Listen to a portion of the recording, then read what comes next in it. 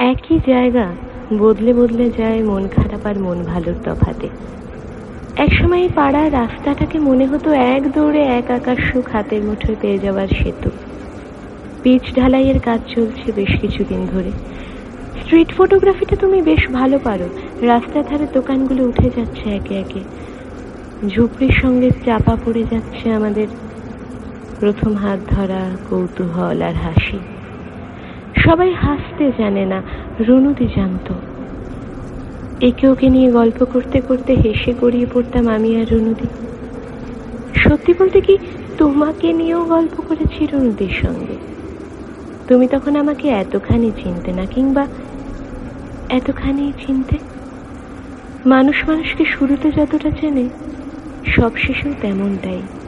মাঝে কেবল চিনতে জানা, চিনতে শেখা, চিনতে পারা।